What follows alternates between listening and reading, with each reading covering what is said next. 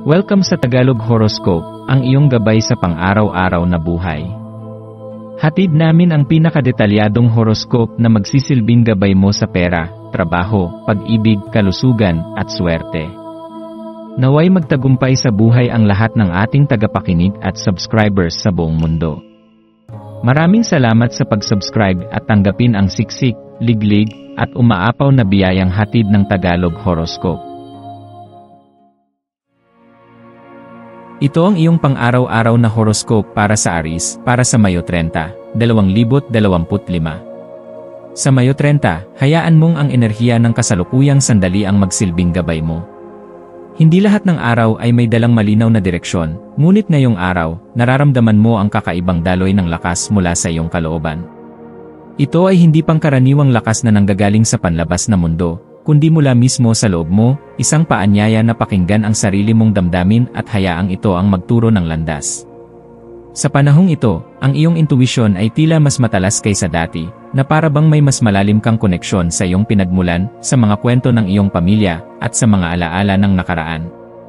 Huwag mong baliwalain ang mga damdaming bumabalik sa iyo ngayon, ang mga ito ay maaaring nagsisilbing tulay upang makabalik ka sa iyong mga ugat at mapagtanto kung gaano ka nakalayo sa iyong pinanggalingan.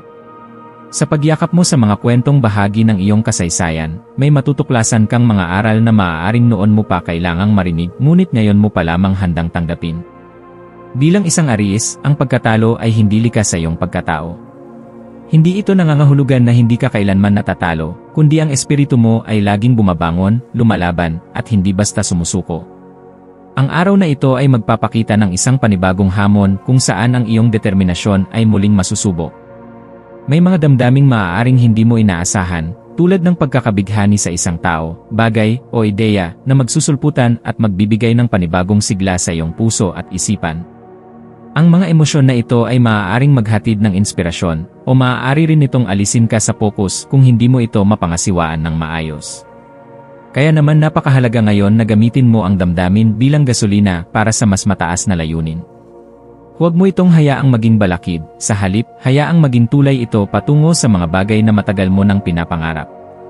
Ang iyong kakaibang pananaw ay ang iyong pinakamalaking regalo sa mundo. Ang paraan ng iyong pagtingin sa mga bagay ay hindi katulad ng sa karamihan, at sa araw na ito, napapanahon upang gamitin mo ito para makapaghatid ng pagbabago.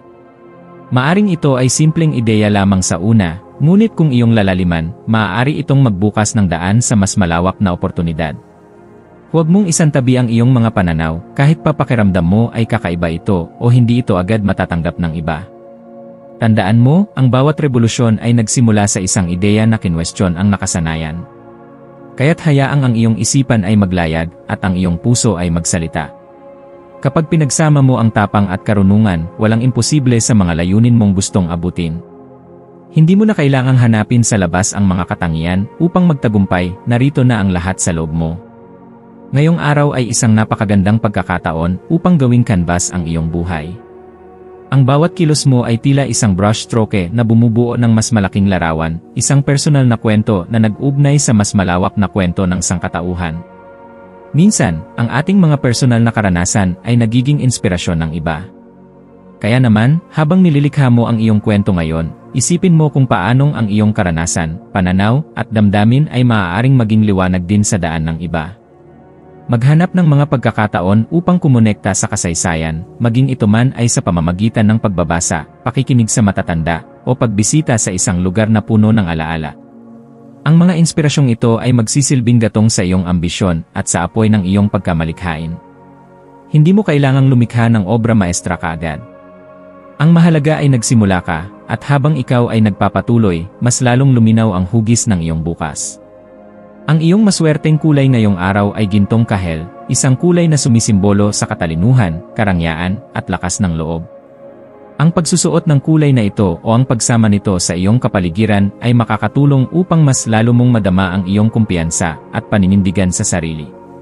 Ang mga maswerteng numero na maaaring gumabay sa iyo ay 8, 11, at 35. Ang mga numerong ito ay kumakatawan sa balanse, pag-angat, at pag-asa.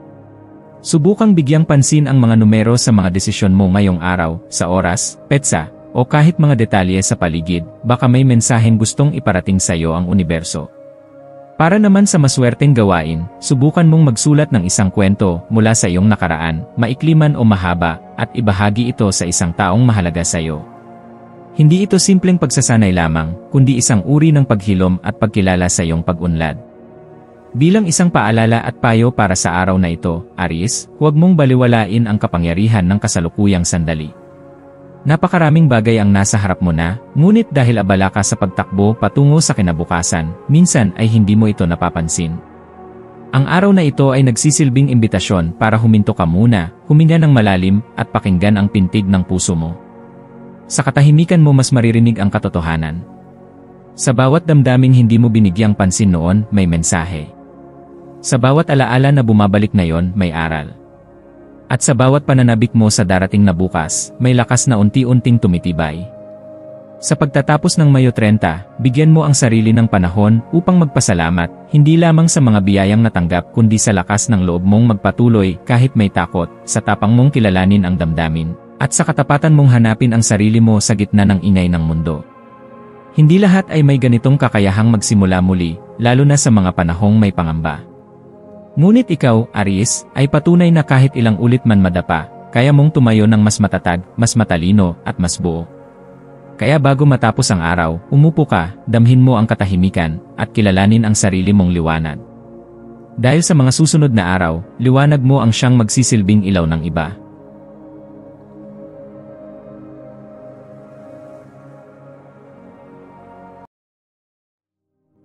Tayo ay magkaroon ng kaunting sandali upang ipagdasal ang lahat ng mga dalangin ng ating mga subscribers, na sana'y matamo nila ang kanilang mga pinapangarap sa buhay, magandang trabaho, mabuting kalusugan, payapa at masayang pamumuhay, at siksik, liglig at umaapaw na biyaya at kayamanan. Ipinagdarasal namin ng mataimtim ang lahat ng mga komento sa nakaraang video, at hinihiling namin, Panginoon, na pagpalain mo ang ating mga subscribers ng masayang buhay sa mundong ibabaw. Maraming salamat po. Maraming salamat sa panonood ng iyong horoscope ngayon araw. Naway gabayan ka ng mga bituin sa iyong landas. Huwag kalimutang mag-like, share, at subscribe para sa iba pang cosmic na kaalaman. Hanggang sa muli, manatiling konektado sa universo.